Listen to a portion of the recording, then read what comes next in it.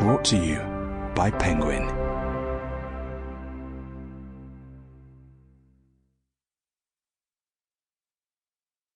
The Air Raid Girls by Jenny Holmes. Read by Anne Dover.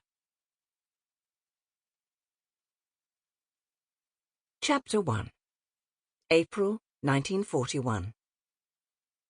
"Come on, slow coach." Connie Bailey emerged from her cubicle in her new two-piece swimming costume. It clung to her curves and showed an expanse of bare midriff that was bound to invite a chorus of approving whistles and envious gasps from fellow bathers at the mixed session at Kelthorpe's Baths. It was 6 o'clock in the evening, still daylight as a war-torn England crept out of winter hibernation and spring took hold. Connie rattled the metal door of the neighbouring cubicle. "I'll catch me death if you don't get a move on." "You go ahead without me," her sister, Lizzie Harrison, instructed as she struggled with her zip. "I won't be long." "No, I'll wait." Connie peered over the top of the swing door. "Here, let me do that." So Lizzie unbolted the door and stepped out onto the cold concrete floor. Once the back zip of her green one-piece was fastened, she reached for her white rubber bathing cap. "All set?" she announced with a smile. The sisters paused by the mirror to pull on their tight regulation caps, pushing stray strands of dark hair out of sight and grimacing at their less-than-glamorous reflections. Then they waded through the ice-cold footbath and stepped out into the iron and glass cathedral of the municipal baths, a raucous, echoing, tiled monument to health and cleanliness that had been built at the end of the Victorian period and was still going strong. The girls paused briefly at the shallow end to take in the sights and smells. Bare limbs scything through chlorinated water, children kicking and squealing. They glanced towards the deep end at twin springboards where lithe youths dived into the water with scarcely a splash. "I will if you will," Connie challenged Lizzie with a raised eyebrow and a grin. Let the men ogle and whistle and wink.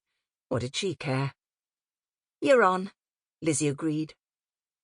So they set off at an elegant, hip-swinging trot along the side of the pool.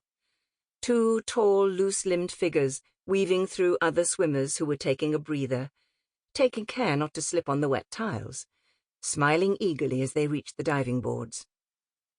Stepping up, Connie on the left and Lizzie on the right, they inspected the dozens of dark heads bobbing in the water below.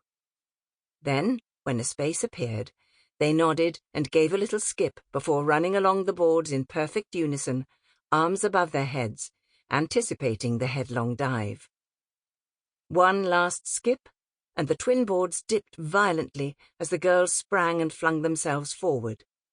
An instant in mid-air, a curve downwards, then the shock of entering cold water, and a plunge to the bottom and up again through a cloud of bubbles to surface with a gasp.